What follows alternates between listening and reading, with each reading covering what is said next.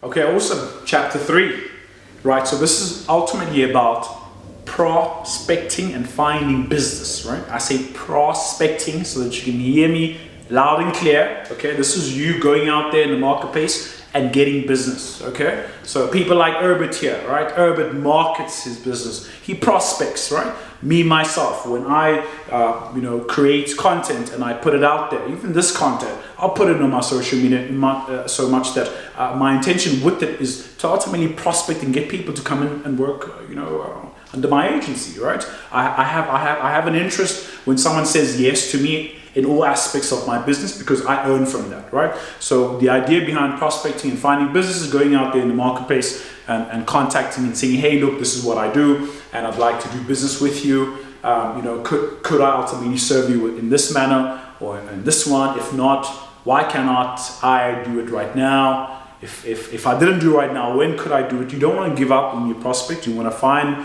ways, or multiple ways to ask the same thing enough for someone to say yes. Okay, and that requires for you to take note within this particular training course, and of course the initial one that I sent you, which is related to objections in sales. And I tell you the reason why it's the fourth or third time I've mentioned it right now is because I love it. Okay, handling objections and closing is the one aspect of the business that I'm in that's made me successful. It's nothing else, right?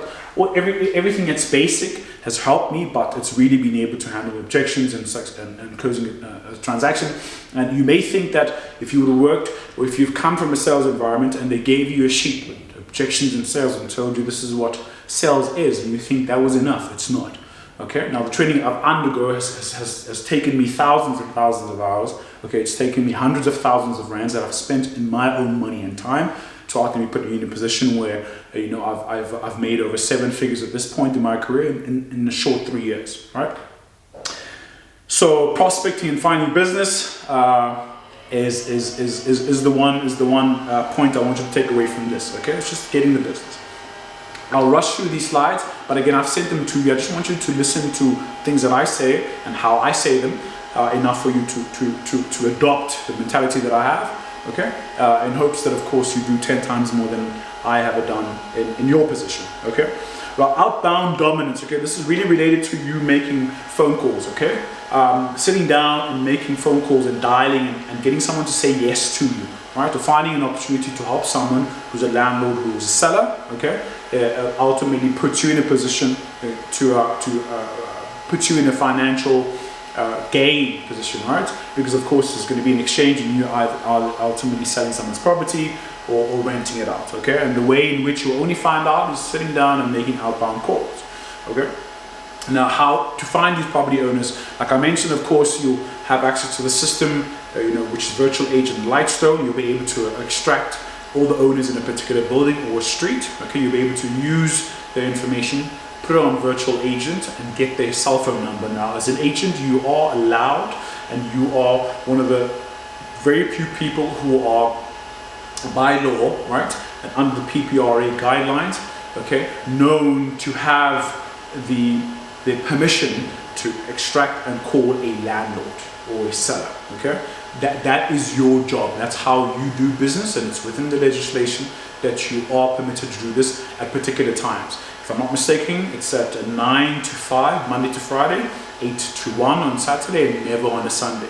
But there's one thing you can do, you can text people, you can text them at all times. Okay, that's one part they didn't put in the legislation. So I recommend you keep some techniques you can use to actually text people at random times because you want business, right? But I still recommend you do it, okay? Because the one who wins, of course, is the one who's going to be ahead of the one who isn't. So just keep that in mind and have a lot of tools in your arsenal to make sure that you are making contact for business, right?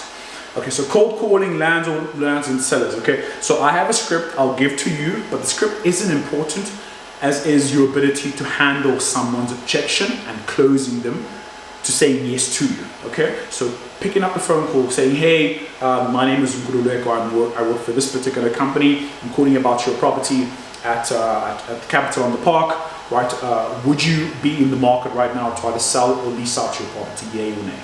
Right? That's ultimately what you're doing. If someone says to you, yeah, I am, but my wife just is thinking about something else. Okay, great. But besides your wife having second thoughts or interested in doing something else with the property, what's actually holding you back with putting on the market right now. Okay, so that's how you handle someone's objection as an example. But my point is that the script isn't important. What's important is you knowing how to handle someone's objection and handling and closing a transaction, because what's really going to have the person say yes to you is you finding out the truth, which is handling the objection, and you finding out a solution to whatever they're concerned about. Okay, so the script isn't important. It's a training that I taught the first time, so go back to that. Okay, get back to that training and go through it.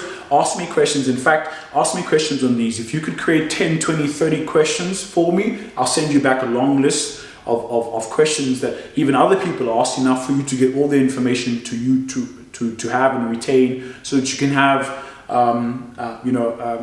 confidence, that you are doing the right thing at all times. Okay.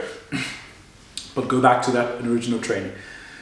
Okay, so regional dominance. Okay, regional dominance ultimately relates to where you are. Now, of course, with everybody who's an intern with us, I've hired you specifically and strategically in certain areas. Okay, that where you are, whether your proficiency or I've noticed that you may have not been at a level that normal agencies would consider taking you on, but because you are in a particular place and I have the training, okay, I can help you become what I was when I was in your shoes 2 to 3 years ago, right?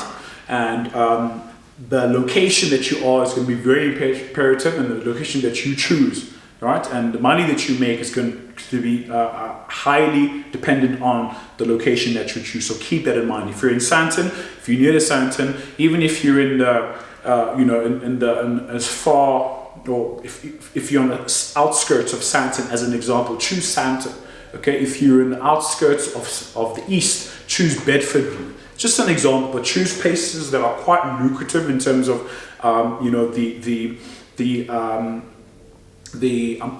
to say the money, but the level of income is quite high enough that there's a lot of meat there for you, right? You never really want to be operating in an area where, the property costs 500,000 right now. There's nothing wrong with that. Operate there, right? But if you want to ultimately dominate even that space, aim higher.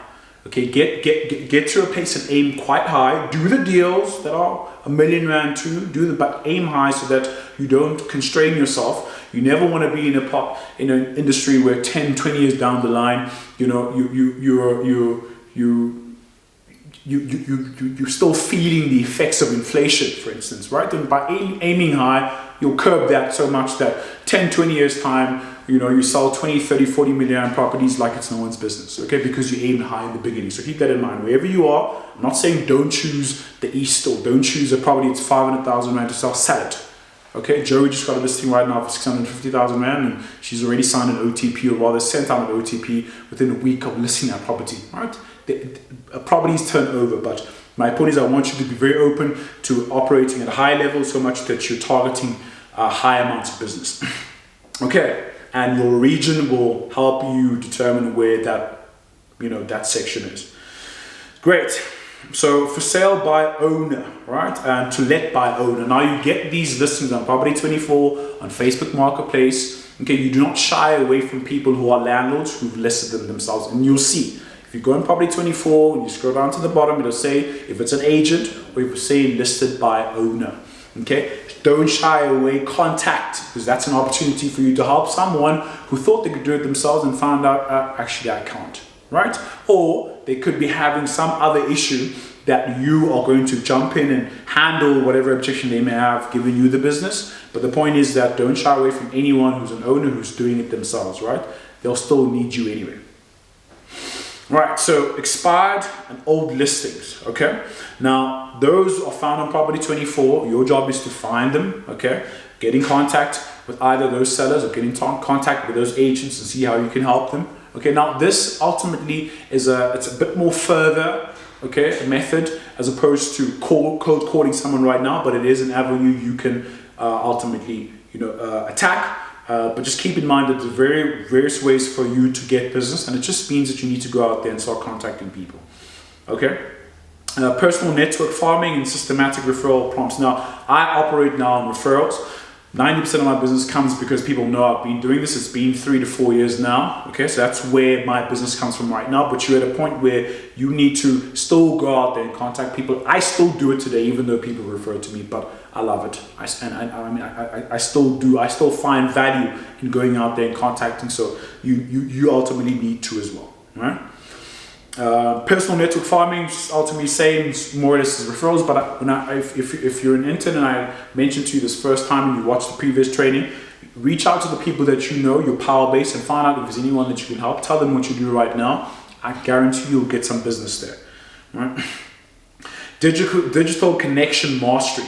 Okay, now how to prospect on WhatsApp and following up without being annoying. So how to prospect on WhatsApp is the same method I told you. Contact the people that you know, write a template, say, hey, look, this is what I do, and blast them, right? Sometimes I would spend a day sitting in my house, in my house and blasting the people that I have on WhatsApp, sending them a particular message, enough for them to remember that, hey, I'm here, this is what I still do, you know, and 10 times out of 20, right? I always get someone who's like, hey, you know what, actually it's coming up for renewal, or hey, you know, I decided to actually sell it right now, I no longer want it. And because they know me at that point, they are my power base, so I can get an opportunity to do business with them at that particular point, yeah? Okay, so this multiplier strategy, you won't need to take a picture of it. Of course, I've seen you the PDF, but go through this ultimately. I won't dumb you or bore you with all the details. It's really straightforward. Just read and refer back to me with anything in relation to this particular strategy. Okay, prospecting conversion velocity. Again, this is all statistics. The only thing I really want you to focus on is how to go out there in the marketplace and get business, right? And I'll leave you with this particular quote. Now, your proprietary database is your ultimate business engine. Those who control local listing distribution dictate the terms of the market. Hunt with discipline, nurture with value, and follow up relentlessly. It just basically means that when you're in the marketplace and you're operating, right, your intention is to ensure that you're the one who supersedes the one who isn't as relentless as you. And following up, for instance, is one of those things that will make you proficient in getting business. But let's move on to the next slide.